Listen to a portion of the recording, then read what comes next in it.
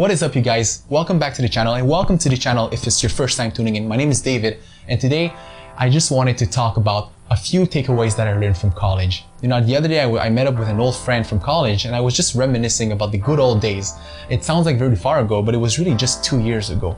But my time in college was really amazing, and I wanted to share with you 5 life lessons that I learned and that I hope you would find useful. When I got into college, my quest was really to rewire myself and to become a better person. I was really not satisfied with who I was and where my life was going. So I really felt like this guy needed to change. So I embarked on some kind of a personal development journey where I wanted to try as many things as possible, get to meet others and try things, make mistakes and learn from them. So ultimately I did make mistakes because college was a bit of a bumpy road, which involved quite a bit of trial and errors, but I'm so glad I went through it. So I did make my own mistakes and I certainly learned from it. So here are 5 life lessons that I learned in college and that I will definitely carry over the rest of my 20s, my 30s, my 40s, and way beyond. And I hope that you will find useful.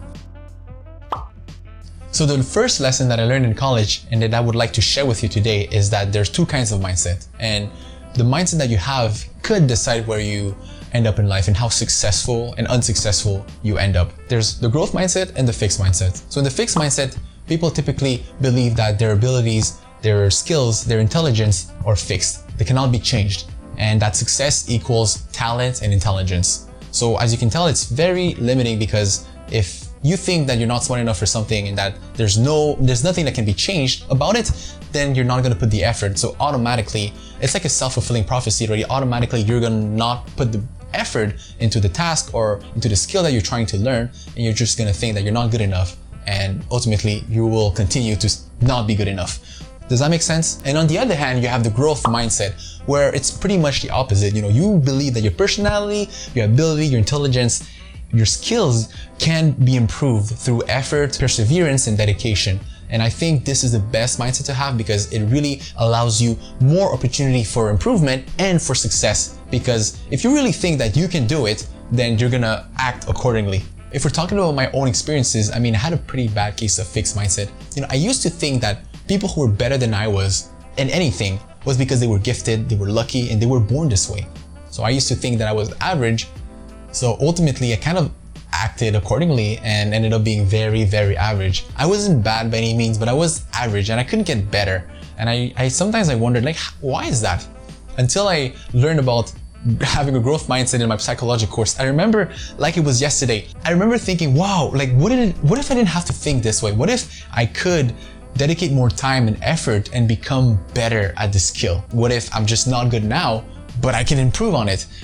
It sounds very common sense now, but it really didn't sound like common sense back then to me. It wasn't so innate for me to think this way, and I'm really glad about this. And so I picked up a book called Mindset by Carol Dweck, which I really recommend, because it really goes into the nitty-gritty regarding the growth mindset and the fixed mindset, and how it could help you fill the gap between where you are today and where you would like to end up in the future. And I think the first step is really to acknowledge your weaknesses and that you've made your mistakes and all, because this will allow you to improve and to change your life. So the second lesson that I learned in college, which is probably the most important one of them all, is that self-care is a must-have. It's not a nice to have. You cannot afford to not take care of yourself, because there's just so much happening in college. There are drastic changes where you literally go from 0 to 100 real quick.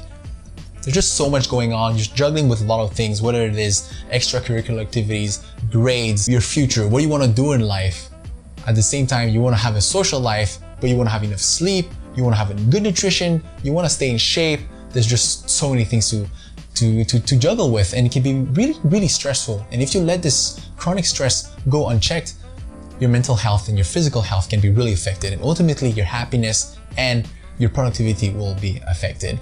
So I think that we put a lot of focus on things that we can't control right now, when in reality, what happens in the future is typically a byproduct of what we do today. And what you really need to do today and every day is taking care of yourself, because no one will really do it for you. I think that everyone is just trying to figure themselves out, and everyone is really just trying to survive. So, slow down, take a breather, build a good foundation of habits that will help you stay resilient and face of adversities and challenges that life and college is going to throw at you. Because trust me, throughout your time in college, it's going to be non-stop. Whatever heals your soul, refreshes your mind, and puts you in an optimal state for learning and productivity, make sure you dedicate some time for it and do it, because it's so important. I cannot stress this enough. You gotta take care of yourself, whatever it is. So the third lesson that I would like to share with you today is the importance of soft skills. Developing your soft skills is crucial, guys. I think not just in college, but for the rest of your future. Your GPA and your grades are important, but they're not the only part of the equation.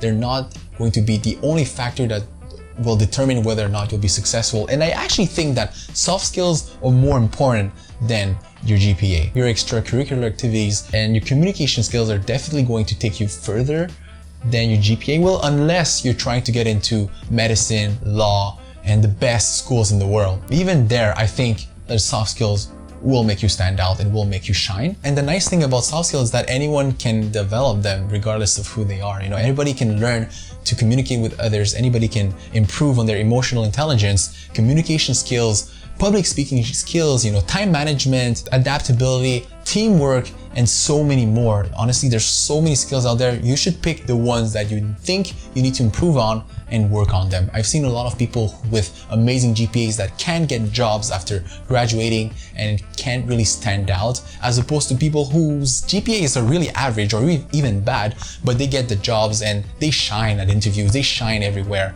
And I think that you really need to develop your soft skills. There's so many resources online out there, man. It's free. There's YouTube, there's Udemy, there's online courses, and there's so many resources out there.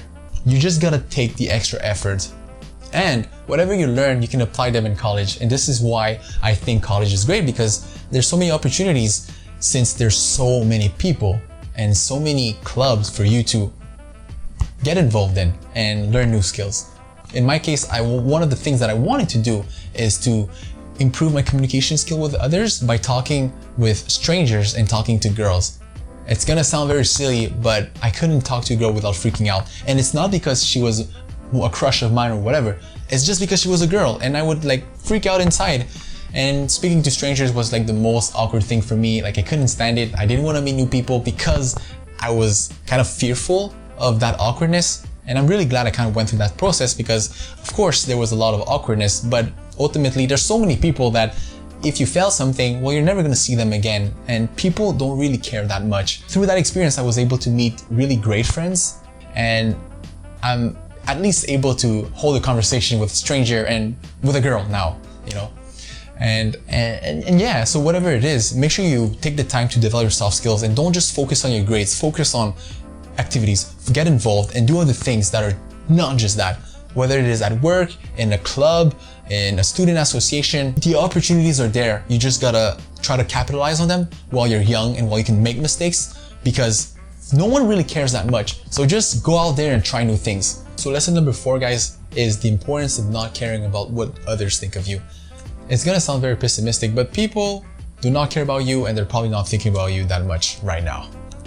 I actually found it to be very relieving to think this way, because I used to put way too much power in the opinions of others, and I would let it dictate what I would do and how I would behave. And I couldn't be myself, and I was extremely inhibited, and I couldn't express myself, and I was really unhappy to live like that, and I couldn't help it at the beginning. There's a notion called the spotlight effect, and it's basically defined as the tendency of people to overestimate the extent to which others notice aspects of one's appearance or behavior and the extent to which they are aware of it. So we focus on a few aspects of ourselves and we wrongly assume that others are aware of it, when in reality, they probably didn't notice it. So let me give you an example.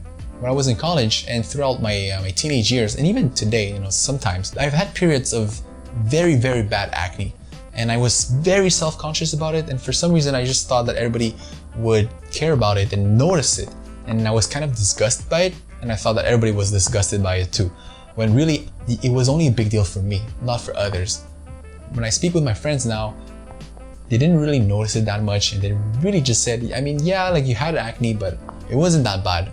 It was really just in my head. I realized that not everything is about us, and that people don't really think that much about us. They don't even think twice about us, if anything.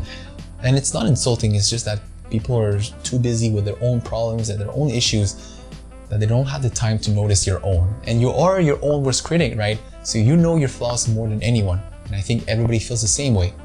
But the truth is, they don't notice your flaws and your insecurities as much as you may think, and they might not even be aware of it at all. And I think realizing this was the first step for me to start living freely and becoming less self-conscious and inhibited and really be myself with others. And I'm a lot happier in my approach when I speak with others now. So the thing about college is that it's a clean slate. Nobody cares about your past. Nobody cares about what you did back then. So don't let your past dictate your present or your future. Just be in the moment, be yourself. As long as you're not doing bad stuff and you're not mean, just do you. So the fifth and last lesson that I would like to share with you today is that the best investment you can make is in yourself. You'll only go as far as your skills and your knowledge allow you to.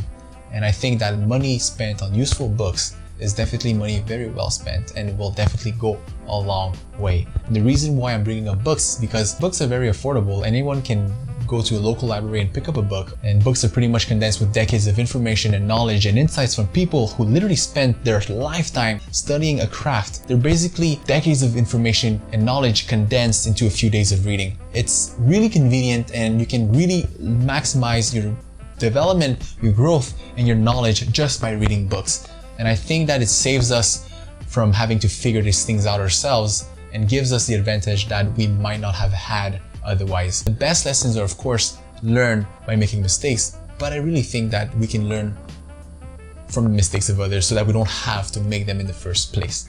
And I'm recommending books because I think they're a great first step for learning, because everything is just presented nicely for you, everything is structured, and you just can follow along and learn.